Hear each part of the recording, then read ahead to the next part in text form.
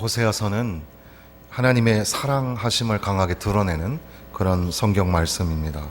오늘도 말씀을 통해서 하나님의 사랑과 은혜를 풍성하게 만나시기를 간절히 소망합니다. 특별히 11장은 어떤 의미에서는 호세아서 전체를 볼 수 있도록 우리를 안내해 주시기도 합니다.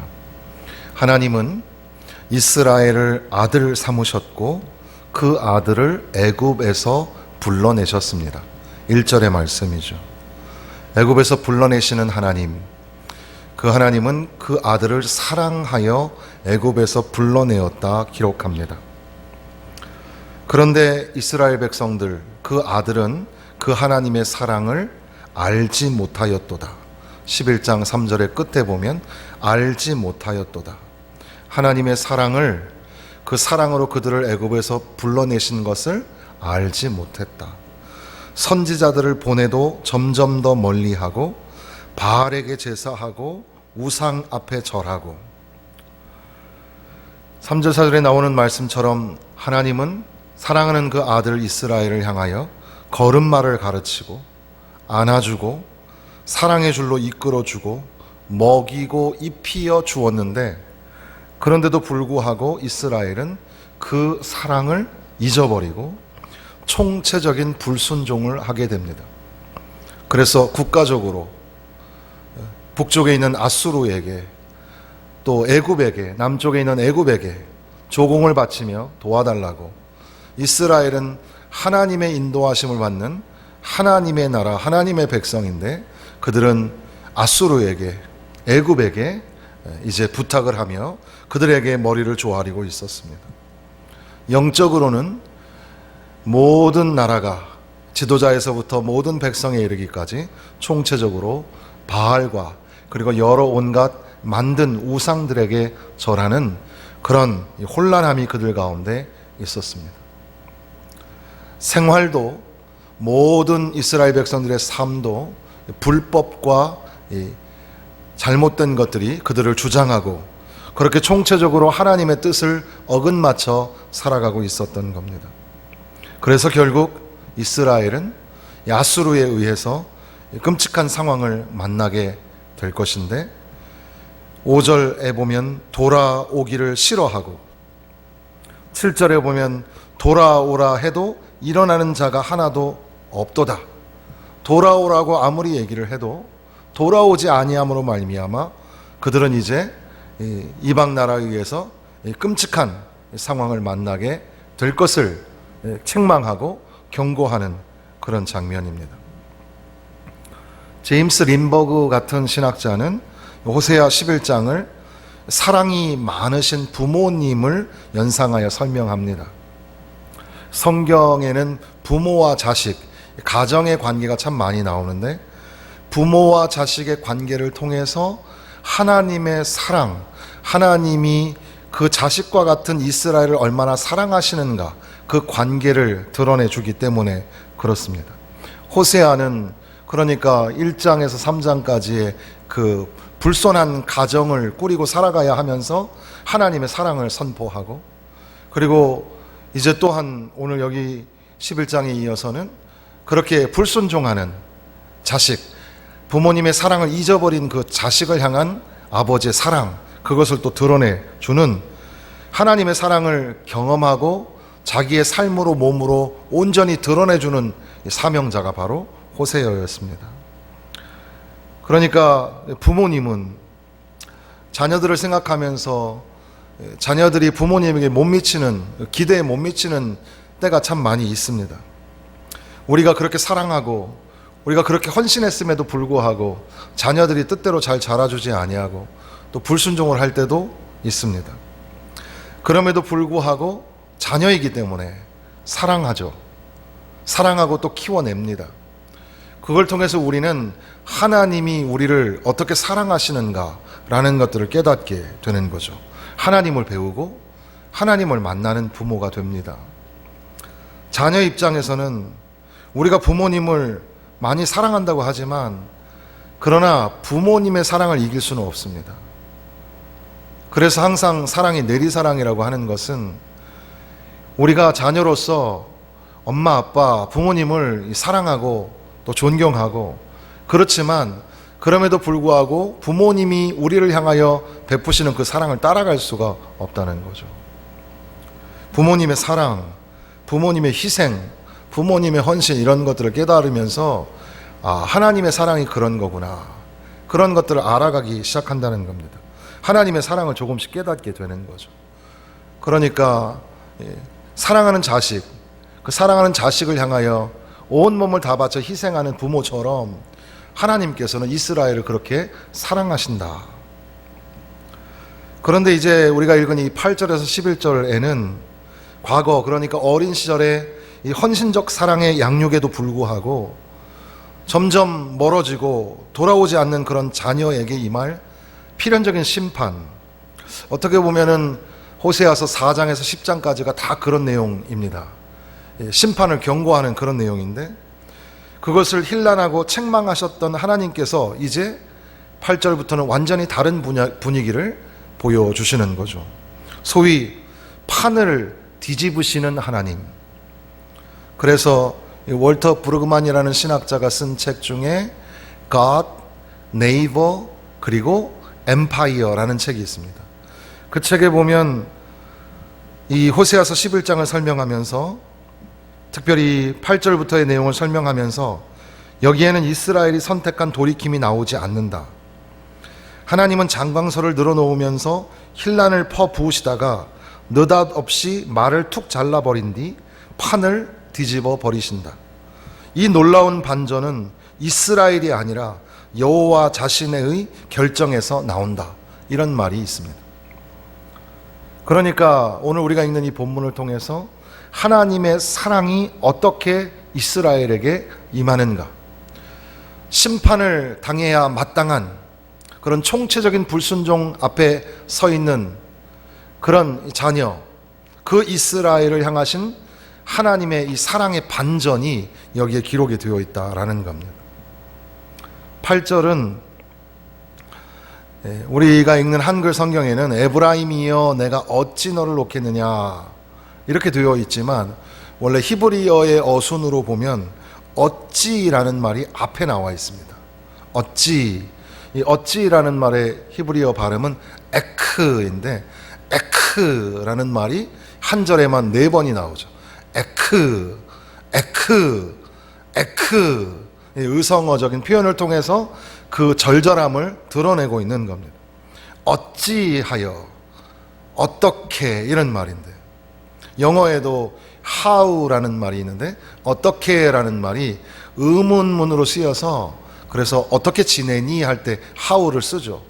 그런데 보통 이 how라는 말이 그거보다 더 일상에서 많이 또 쓰이는 경우는 그것이 이제 감탄문으로 쓰여질 때가 있습니다. 수사 의문문으로 어찌라는 말을 쓰죠. 비슷한 용례로 이 히브리어에서도 에크라는 말이 쓰이게 되면, 만약에 그 문장의 주어가 1인칭이면 나는 절대로 그렇게 하지 않는다.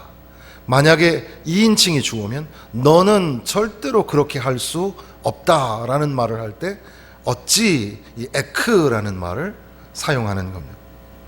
그런데 그 어찌라는 말이 4번에 걸쳐서 내가 어찌 너를 놓겠느냐, 내가 어찌 너를 버리겠느냐, 내가 어찌 너를 아르마같이 놓겠느냐, 내가 어찌 너를 스보임같이 두겠느냐, 이렇게 강조를 하죠. 그러니까 불가능하다, 그럴 수 없다 라는 말을 하시는 건데, 그것을 강조하고 있는 겁니다. 이것을 이제 우리 순으로, 우리가 읽는 이 문장의 순서로 읽으면서 우리에게 하시는 하나님의 음성으로 들을 때, 사랑하는 자녀에게, 사랑하는 저와 여러분에게 하나님께서 말씀하시기를 내가 절대로 너를 놓지 않겠다, 내가 절대로 너를 버리지 않을 것이다, 절대로 버려두지 않는다. 여기 나오는 이 아드마나 스보임은 소돔과 고모라와 같습니다. 소돔, 고모라, 아드마, 스보임, 그리고 소알까지 5개의 성읍이 멸망을 당한 성읍의 대표적인 단어입니다. 그렇게 시딤 골짜기에서 역사의 흔적도 자취도 없이 사라져버린 그런 성읍들처럼 내가 너를 버려두지 않겠다. 내가 너를 놓아두지 않겠다. 내가 너를 꽉 붙잡고 있겠다. 내가 너와 함께 하겠다. 어찌 너를 놓겠느냐. 그들이 가지고 있는 총체적인 불순종, 죄악으로 말미암아 그들에게 심판이 임하지만 그럼에도 불구하고 어찌 너를 놓겠느냐. 어찌 너를 버리겠느냐. 그렇게 하나님의 사랑을 우리가 읽어나가게 됩니다. 그러면서 그 8절의 뒷부분에 보면 내 마음이 내 속에서 돌이키어 라고 합니다. 내 속에서 내 마음이 돌이키어. 돌아오라 하시는데 돌아오지 않는 백성. 하나님이 돌아오라 하실 때에는 회개하고 돌아오면 됩니다. 그런데 끝내 돌아오지 않는 불순종하는 자녀, 그 백성, 그럼에도 불구하고 희망이 있는 것은 하나님께서, 아버지 되시는 하나님께서 스스로 그 마음을 돌이키셔서 오히려 아버지가 우리에게로 다가오신다는 말씀입니다. 그러면서 나의 긍휼이 온전히 불붙듯 하도다. 하나님의 긍휼이 온전히 불붙듯 하도다. 하나님의 마음이 온전히 뜨거운 긍휼로 넘쳐나신다는 그런 말씀인데, 하나님이 긍휼의 하나님이라는 사실을 보여줍니다. 그러니까 그 행위적 결과로 말미암아 그들이 심판을 당하게 될 겁니다. 북이스라엘은 아수르에게, 이제 곧이어 얼마 안 있으면 이 남유다도 이 바벨론에 의하여 멸망을 당하게 될 겁니다. 어떻게 보면 그것이 공의이고 필연적인 결과입니다. 그럼에도 불구하고 하나님은 그들을 버리지 아니하시고 놓아두지 아니하시고 그들을 붙잡아 주시겠다고 하는 겁니다. 마음을 돌이키셔서 용서해 주시겠다는 겁니다. 바로 아버지의 긍휼하심이 거기에 있기 때문에, 그 긍휼이 불붙듯 하시기 때문에, 그래서 그 하나님의 긍휼하심으로 말미암아 다시 살려주시겠다는 말씀입니다.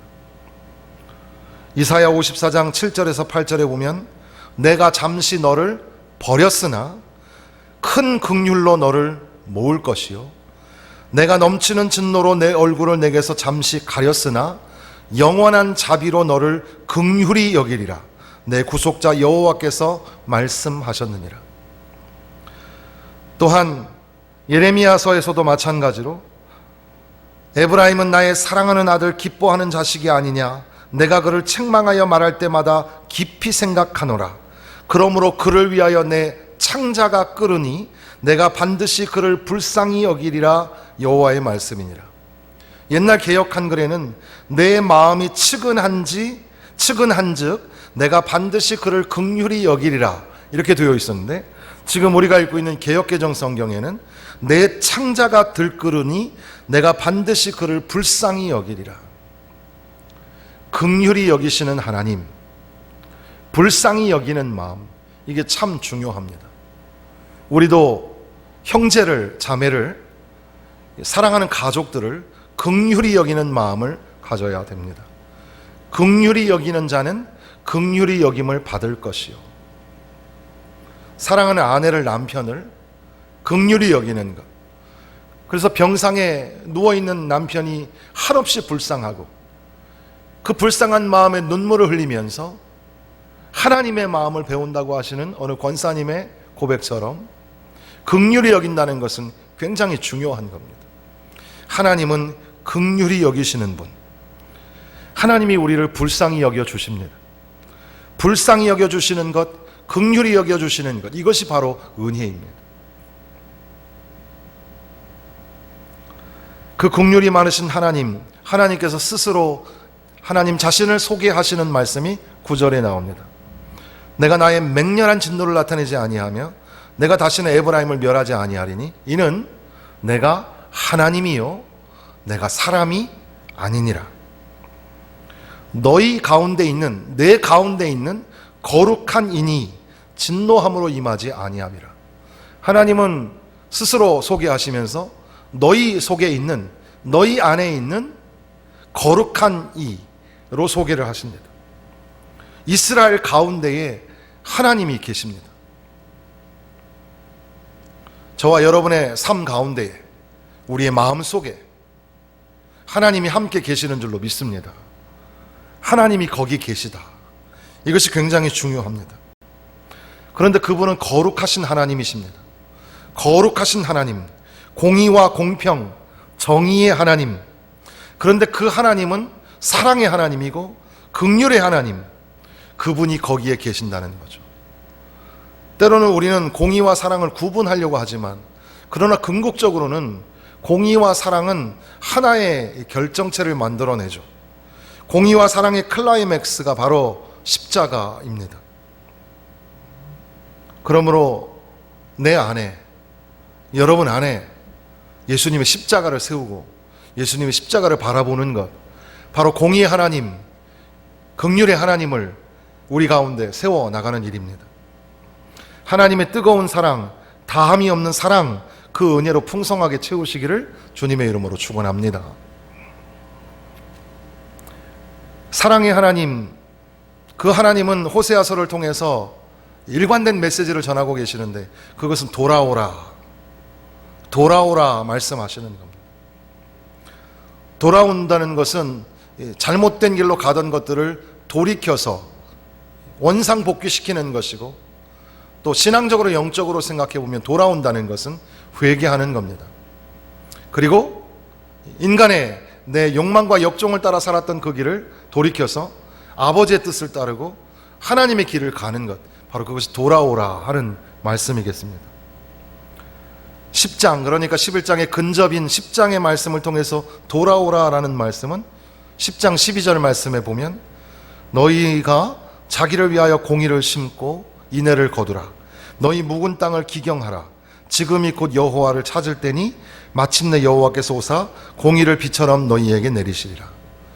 공의를 찾고 인애를 거두는 것, 공의와 인애, 정의와 사랑이 함께 만나는 것, 묵은 땅을 기경하는 것, 갈아엎어내는 겁니다.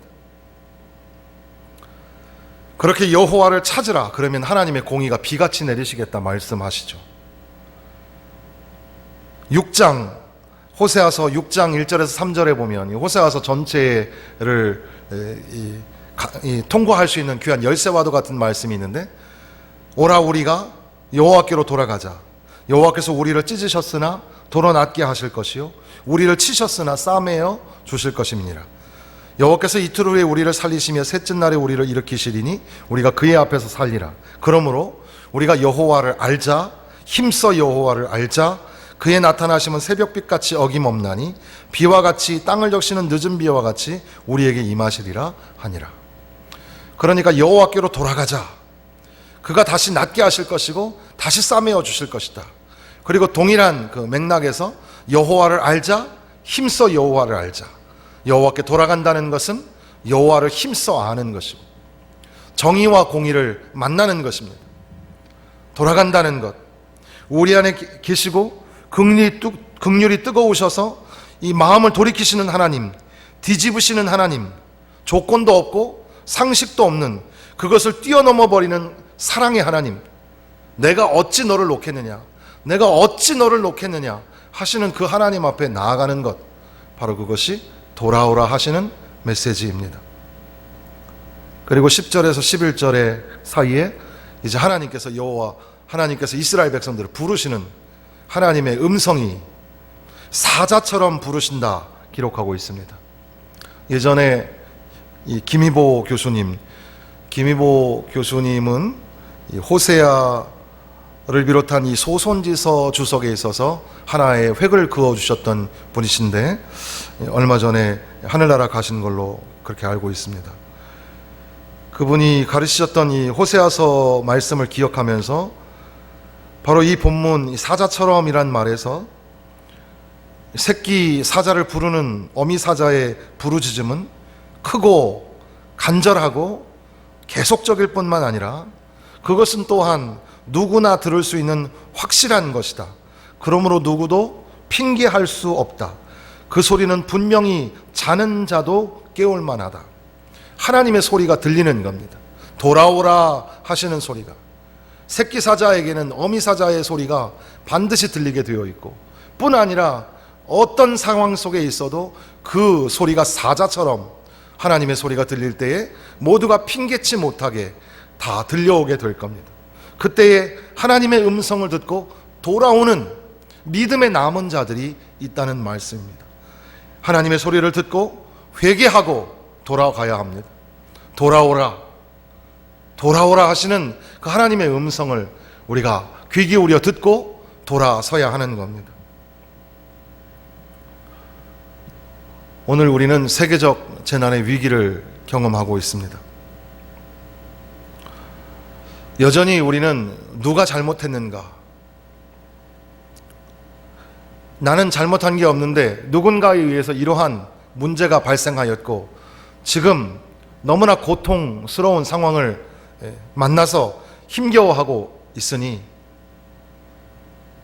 도대체 누가 잘못한 건가?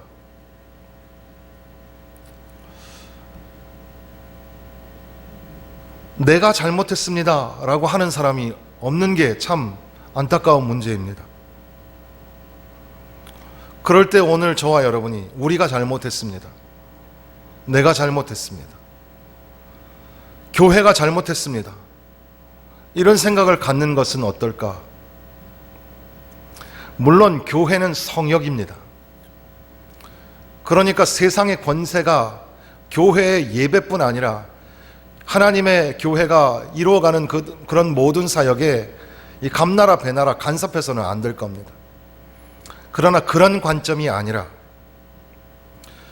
교회는 예수님의 십자가로 세워졌기 때문에 오늘 우리가 죽어야 하고 오늘 우리가 희생함으로 말미암아 하나님의 사랑을 드러내야 하지 않겠습니까? 그래서 우리가 살을 깎아내고 뼈를 깎아내는 것 같은 고통을 안고서 우리가 죽어 드릴 때, 그때 하나님의 사랑이 세상에 선포되어지고 많은 영혼이 주께로 돌아오지 않겠습니까?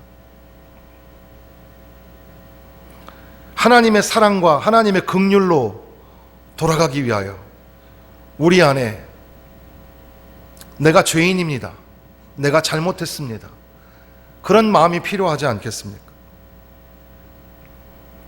물론 앞서 말씀드린 것처럼 명절에 즈음하여서 하나님의 사랑, 부모님의 사랑 이렇게 빗대어 생각해 볼 수가 있을 겁니다. 부모님을 더 많이 사랑하고 존경하고 또 자녀들을 하나님의 사랑처럼 내가 어찌 너를 놓겠느냐 하시는 것처럼 더함이 없는, 다함이 없는 그런 하나님의 사랑처럼 자녀들을 사랑하며 살기를 결심하는 것, 그것도 참 필요한 일입니다. 그런데 이렇게 말씀하시는 하나님의 마음, 어찌 너를 놓겠느냐, 사랑으로 긍휼로 우리에게 말씀하시는 하나님은 바로 이렇게 이 세계적인 재앙으로 인하여 고통 중에, 탄식 중에 있는 그런 모든 인류를 향하여 오늘도 말씀하시고 선포하시는 줄로 믿습니다. 돌아오라, 돌아오라. 아무리 우리의 지은 죄가 커도 하나님 앞에 나아가면 하나님이 도로 싸매어 주시고 고쳐주시고 살려주시고 회복시켜 주시는 줄로 믿고, 팔 벌려 오늘도 여전히 부르시는 하나님, 그 하나님 앞에 믿음으로 나아가야 하지 않겠습니까? 하나님 앞에 달려나가기만 하면 되는데, 하나님 앞에 돌아오기만 하면 되는데 여전히 우리가 불순종하고 있는 것은 아닌가? 우리가 잘못 살고 죄 가운데 살았을 때 회개하고 자복하며 엎드려 나아가야 합니다. 무릎을 꿇고 질질 끌면서라도 하나님 앞에 나아가야 합니다. 그런데 나아가다 지치면, 그리고 견디다 못해 쓰러지면, 그럼에도 불구하고 하나님은 우리에게 찾아오셔서 그 마음을 돌이키시고 불쌍히 여기시고 긍휼히 여기셔서 우리에게 찾아오실 뿐 아니라 그 깨어진 가슴, 그 연약한 어깨를 감싸주시고 끌어안아 주시면서 괜찮다, 수고했다, 사랑한다, 내가 너를 용서한다, 그렇게 말씀하시는 겁니다. 우리의 삶의 자리에서 하나님의 사랑 긍휼을 만나고 날마다 하나님께 돌아가는 그런 삶을 사시기를 바랍니다. 하나님께서 크신 두 팔로 우리를 맞으실 때 그 품에 안겨 참된 위로와 평화와 안식을 누리면서 거룩한 하나님의 자녀로 살아드리시기를 주님의 이름으로 간절히 소망합니다. 기도하겠습니다.